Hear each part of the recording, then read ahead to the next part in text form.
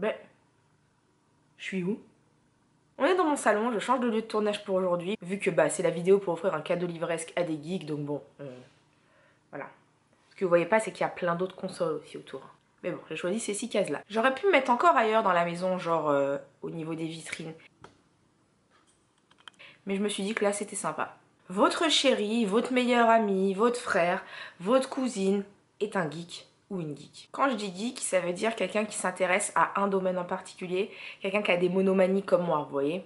Qu'est-ce qu'on peut lui offrir? Premièrement, imaginons qu'il aime un réalisateur, allez, au pif, Tim Burton. Il a déjà tous les films, vous lui avez offert au fur et à mesure des années tous les livres dont les films étaient dérivés, et bah, il reste encore d'autres choses. Personnellement, j'ai depuis un certain nombre d'années, ça ne doit plus du tout être la même édition.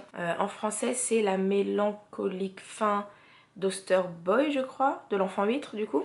Donc c'est un livre qui a été écrit et illustré par Tim Burton. Il y a même des figurines il y a une dizaine d'années, je crois, qui avaient été faites.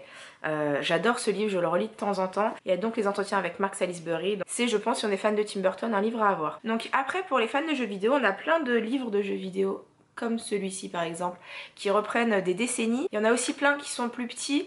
Je vous mettrai le lien en barre d'infos, je me souviens plus du nom de la maison d'édition, qui sont très très sympathiques. Je ne sais plus. Je ne sais plus. Et celui que j'ai aussi l'année dernière que j'ai feuilleté mais pas encore lu en entier parce que voilà la brique, c'est dans la collection des 1001, donc c'est les 1001 jeux vidéo auxquels il faut avoir joué dans sa vie. Donc par exemple, c'est classé par décennie aussi. Et voilà, donc vous avez les jeux vidéo, vous avez aussi des petites illustrations de temps en temps. Il est très bien et il faut pareil pas le lire quand on s'endort et qui nous tombe dessus, mais c'est un peu pour moi la bible donc de tous les jeux vidéo qui ont marqué leur temps pour une raison ou pour une autre, et pour quelqu'un qui est fan de jeux vidéo, je pense que c'est un livre à avoir. Après, dans les domaines un petit peu plus random, donc on a, que j'ai aussi eu à Noël l'année dernière, Cinégeek, qui reprend plein de petites anecdotes qui sont pas forcément intéressantes pour le commun des mortels. Par exemple, les répliques les plus viriles d'Arnold Schwarzenegger, ou les acteurs et actrices tombés amoureux pendant un tournage. On a aussi, j'aime beaucoup le, justement, kit pour faire un film de Tim Burton. On n'a qu'une seule chose sur la page. Johnny Depp. Et deuxièmement, si vous connaissez Axolot, l'année dernière il a sorti un livre, donc c'est L'homme qui sauva le monde et autres sources d'étonnement. Il y a le 2 qui est sorti dans l'année si je ne m'abuse. Donc ça prend un petit peu les miscellanées dont je vous parlais hier, c'est vraiment le type de livre que j'aime beaucoup, on peut en lire un petit peu à chaque fois. On n'est pas obligé de tout lire d'un coup, ça peut du coup durer un certain nombre de mois ou un certain nombre de semaines, j'aime beaucoup. Si elle ou il aime bien se marrer, on a aussi les anthologies style Dans ton chat ou Vie de merde, où on retrouve une sélection, donc pour Dans ton chat de conversations qui ont été faites sur le site Dans ton chat, ou Vie de merde, donc sur des vies de merde qui ont été postées sur le site, donc elles sont illustrées.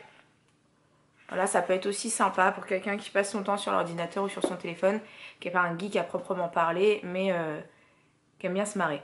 On a aussi, j'adore ce livre, vous avez pu voir dans mon autre décor, donc j'ai quasiment toutes les pop des Tortues Ninja. Je suis une grande fan des Tortues Ninja, que ce soit des jeux vidéo, que ce soit des séries. J'ai l'année dernière, ou l'année d'avant, je ne sais plus, eu ce livre. Donc c'est toute l'histoire des Tortues Ninja.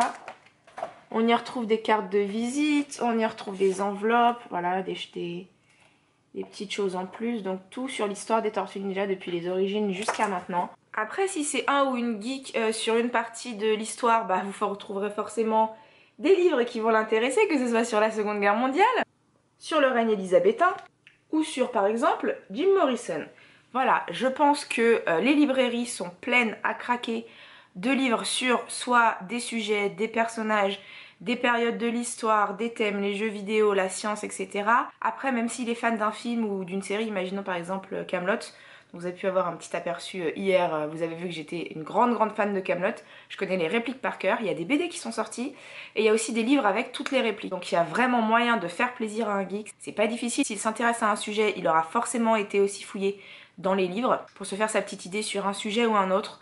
Donc c'était très facile. Oui, tous ces livres viennent de ma bibliothèque personnelle. Demain, je vous retrouve avec des idées cadeaux à faire, donc relatifs aux livres. Si toi, tu es fauché mais que tu veux quand même faire des cadeaux, ça sera une petite sorte de DIY. En attendant, j'espère te donner des petites idées pour trouver des cadeaux pour tes proches ou même pour toi les mettre sur ta liste d'envie pour pouvoir avoir des beaux cadeaux à Noël. Et puis on est samedi, donc en attendant, repose-toi bien et essaye de prendre un petit peu de temps pour lire.